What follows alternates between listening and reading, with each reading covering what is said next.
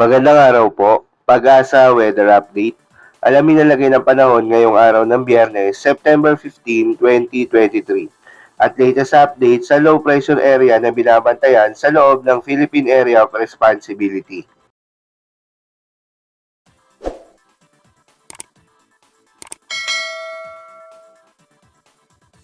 Meron pa rin tayong low pressure area na binabantayan sa loob ng ating Philippine Area of Responsibility at ito'y huling namataan sa laing 335 km east ng Itbayat, Batanes.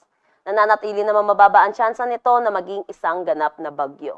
Samantala, southwest monsoon naman natin or hanging habagat ang nakakaapekto dito sa Southern Luzon, Visayas at Mindanao. Kung makikita natin dito sa satellite imagery na malaking bahagi pa rin ng Luzon, Visayas at Mindanao ang makakaranas ng maulap na panahon na may kasamang kalat-kalat na pag-ulan. Dako naman tayo sa magiging panahon natin dito sa Luzon. Asahan natin yung Southern Luzon ay makakaranas pa rin ng maulap na panahon na may kasamang kalat-kalat na pag-ulan, dulot pa rin ng southwest monsoon. Pero naman dito sa Northern Luzon, kasama na dito sa Metro Manila, asahan natin ang generally fair weather na may mga tsansa ng localized thunderstorm sa hapon at sa gabi. Ang temperatura dito sa Metro Manila ay maglalaro between 25 to 32 degrees Celsius, Lawag 25 to 31 degrees Celsius, Baguio 17 to 24 degrees Celsius. Dito sa Tugigaraw 24 to 33, Tagaytay 23 to 29, sa Legazpi 25 to 31.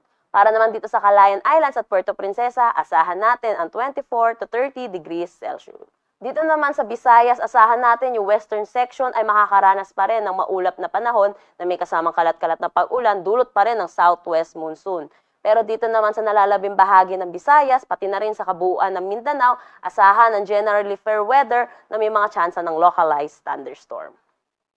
Dito sa Iloilo, maglalaro ang temperatura between 26 to 32 degrees Celsius, Cebu 25 to 32, Tacloban 26 to 32. Sa Zamboanga 24 to 31, Cagayan de Oro 25 to 33 at Davao 25 to 33. Wala naman tayong nakataas na anumang gale warning sa anumang seaboards ng ating bansa, pero asahan ang mga slight to moderate na pag-alon sa ating karagatan. Para naman sa 3-day outlook sa mga piling syudad dito sa ating bansa, asahan ang generally fair weather sa malaking bahagi ng ating bansa, pero hindi mawawala ang mga tsansa ng localized thunderstorm sa hapon at sa gabi. Sa Metro Manila, maglalaro ang temperatura between 25 to 33, Baguio 18 to 24, Legazpi 25 to 33, Metro Cebu 26 to 33, at Metro Davao 25 to 34.